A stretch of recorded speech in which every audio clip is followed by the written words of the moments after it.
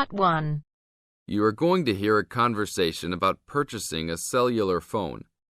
First, you have some time to look at questions 1 to 6.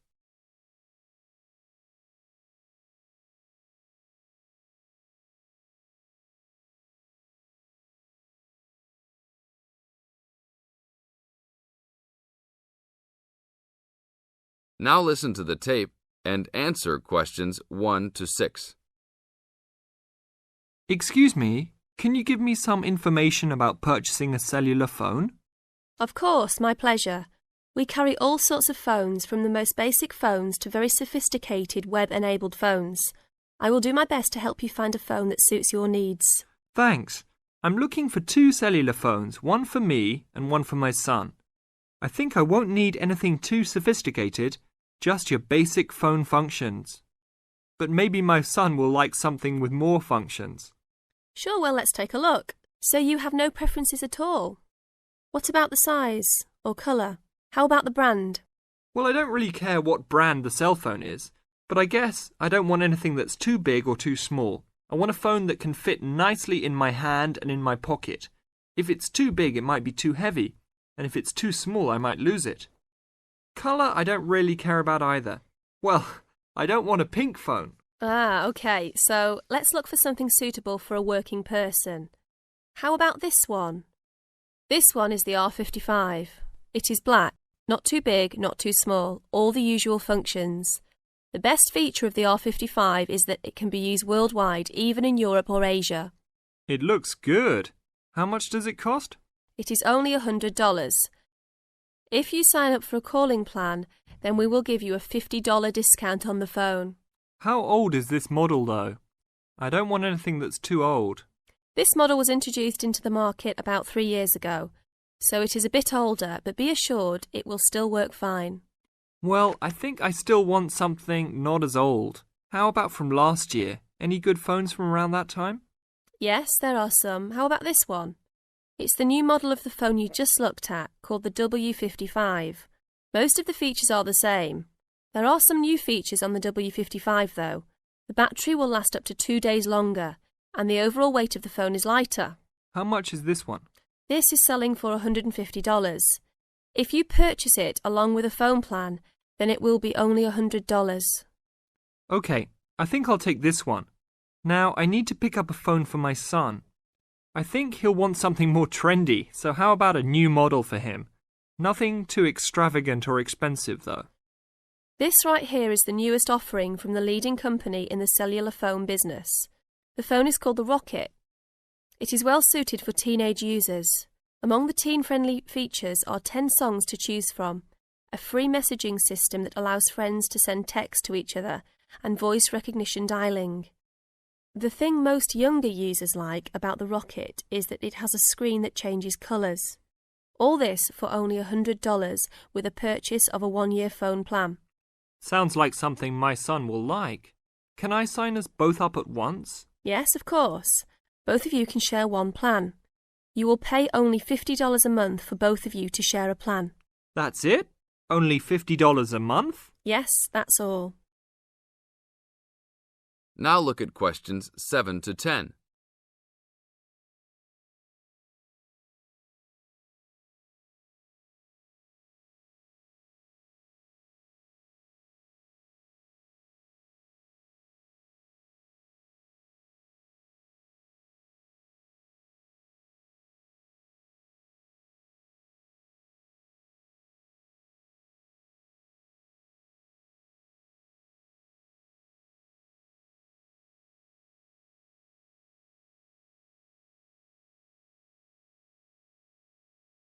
Now listen to the tape and answer questions 7 to 10. OK, I will need your information. Name and address, please. Richard Derek Jones. What's your profession? I'm an engineer. Address, please. 322 First Street, San Francisco, California. And phone number, please. 621-360-7601. Oh, sorry, that's the wrong number. 621-360-7610. How many phones do you want activated onto your plan? 2 for now. Thank you very much. Your phones will be ready in a minute. That is the end of part 1. You now have half a minute to check your answers.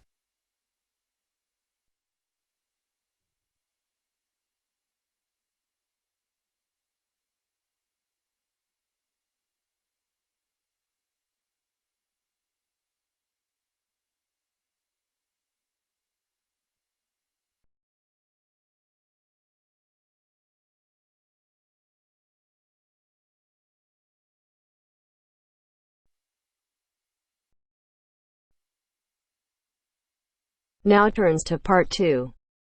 Part 2. You will hear a salesman giving information to house owners about an alarm system. First, you have some time to look at questions 11 to 16.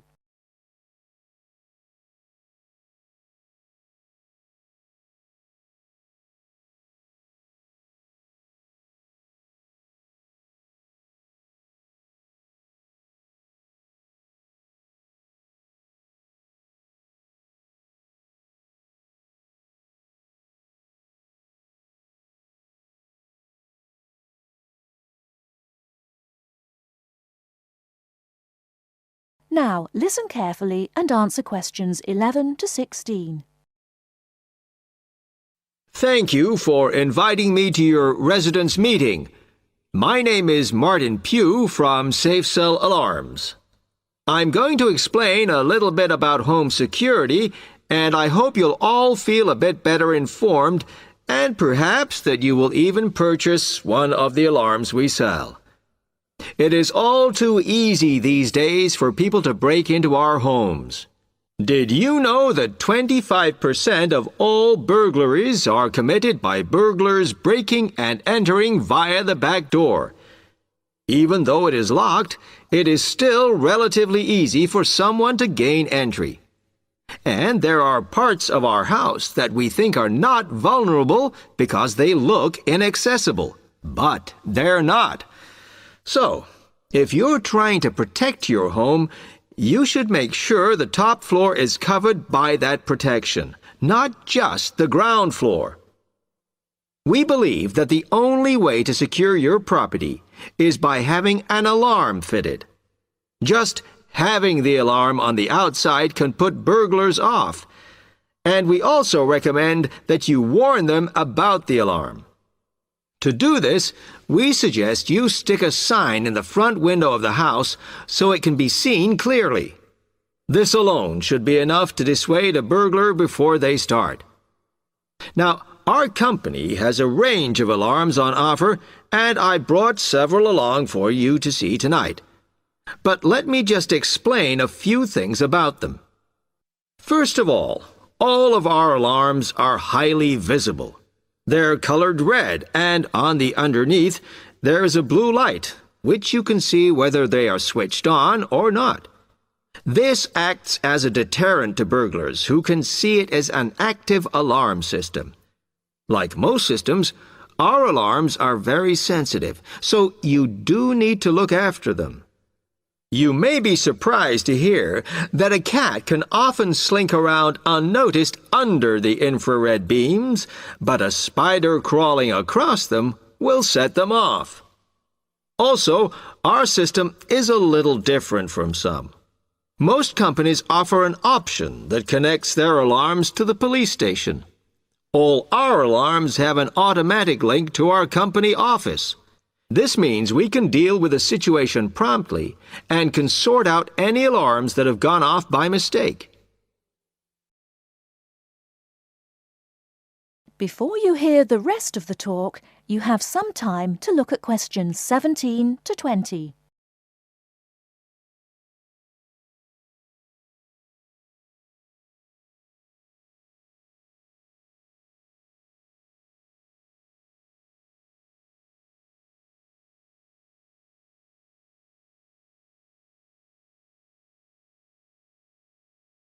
Now listen and answer questions 17 to 20.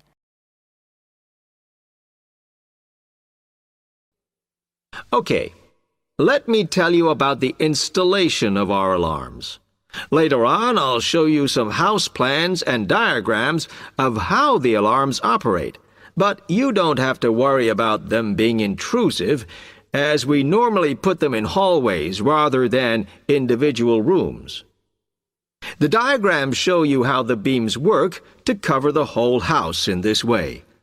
Oh, one small thing while I remember is don't leave your security code in your house. A lot of people keep it in the kitchen or their study, but we suggest you leave it with a neighbor so that if there is a break-in, the burglars can switch the system off. Now, regarding the practical aspects of installation, I know that many of you are out all day, and I'm afraid we don't install the alarms at weekends. But we do offer a service where we can fit the alarm system in the evenings for you.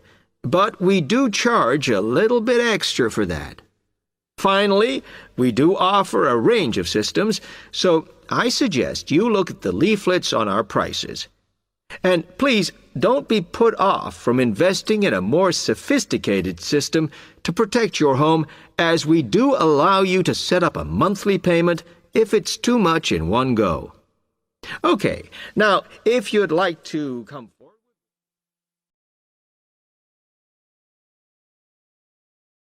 That is the end of part 2. You now have half a minute to check your answers.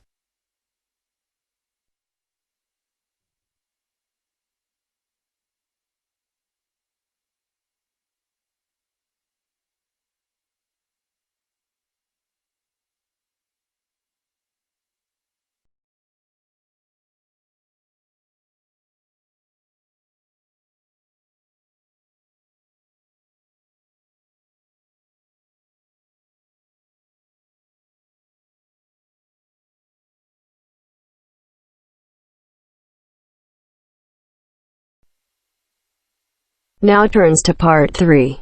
Part 3. You'll hear an introduction about canoeing. First, you have some time to look at questions 21 to 24.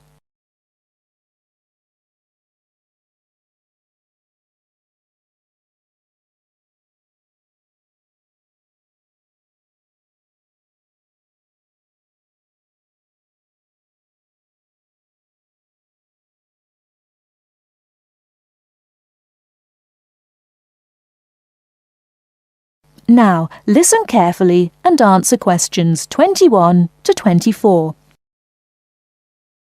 Have you imagined paddling around on a river in a small boat? Canoes, which are narrow boats and usually hold 1 or 2 people at the most, are particularly well known for being unstable and turning over in the water. But more and more people enjoy this dangerous sport. Today, Cynthia Bocci, an adult education teacher and an addict of canoeing as well, will share her experience of canoeing with us. Cynthia, when did you begin this sport? Well, I started it 6 or 7 years ago, and soon I got attracted by the exercise. I have to admit that it brings me great fun. It's become part of my life. So, could you describe how you do it? At first, I think you need some like-minded friends. The friends who share the same interest with you. It's no fun at all if you canoe alone. Usually, we assemble in a parking shelter near the Island Lake Recreation Area. We pull our canoes from inside the vans, lift them from atop the cars and trucks, and attach wheels to help transport them to the shores of the lake beside the boat dock. What equipment do you need for the sport? Well, first and foremost, a canoe, of course. The price ranges from £300 to £700, depending on the material they're made from. The more you can pay, the better, really. Personally, I wouldn't look at anything under £500, but that obviously depends on your budget. You also need a hard helmet to protect yourself against rocks when you fall out of the canoe, and believe me, that is very likely to happen. Because of this, it's a must for a beginner to wear a wetsuit. Oh, bathing suits don't work really. Sometimes a life jacket is a necessity in case you fall into water and no one else is nearby. Before you hear the rest of the talk, you have some time to look at questions 25 to 30.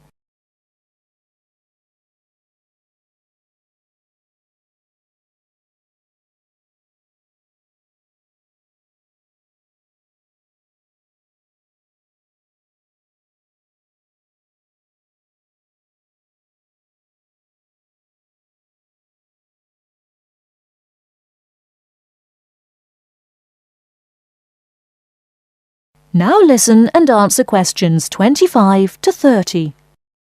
Think it's all worth it? Absolutely. I just love it. It's exciting, exhilarating, yet it's peaceful and it's calm. You can work as hard as you want to, or you can take it easy. In addition to having fun, canoeing offers a workout without realizing you're working out.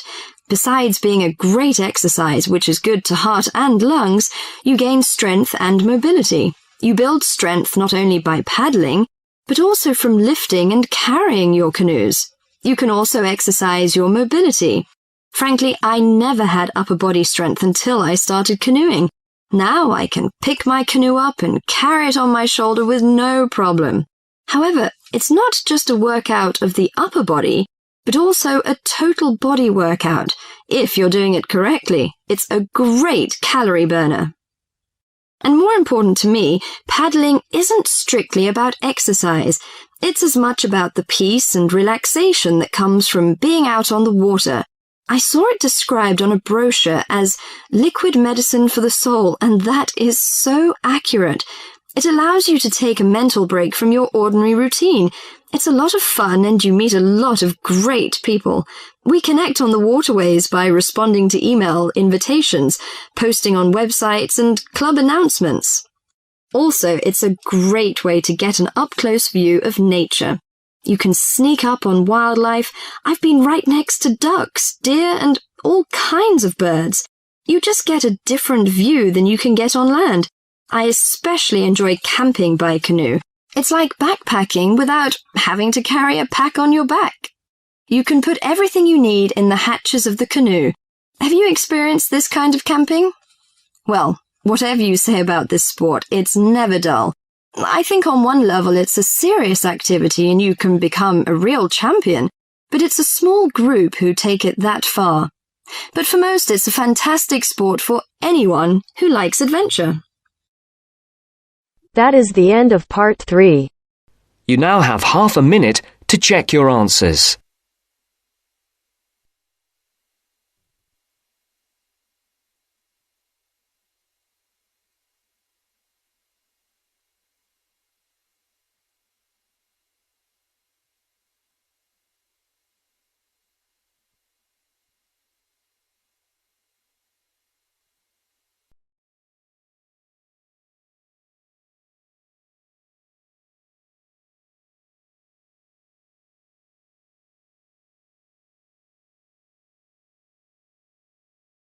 Now turns to part 4. Part 4. You are going to listen to a lecture on language learning. First, you have some time to look at questions 31 to 40.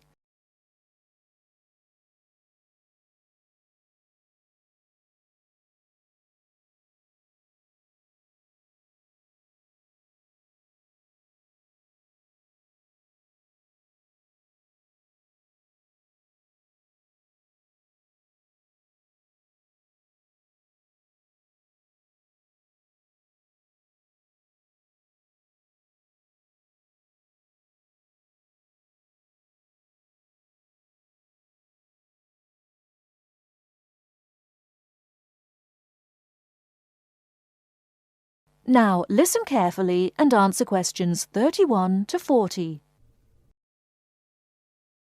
This is the first in our series of lectures on language learning. The topic I'd like to deal with today is what makes a successful language learner? There's been a lot of research into what makes some people learn a language faster than others. In this lecture, I'll summarize the main findings of the research into the subject. There are many factors that influence how quickly one learns a foreign language. of which exposure to the target language seems to be one of the most important factors to consider. It's this factor which determines the speed of learning a language, especially among those people who learn a foreign language outside the classroom.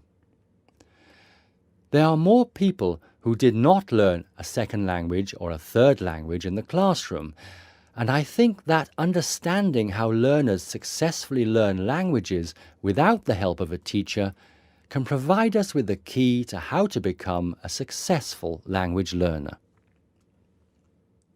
Let's look then at the characteristics of a successful language learner. Motivation seems to be one of the key factors.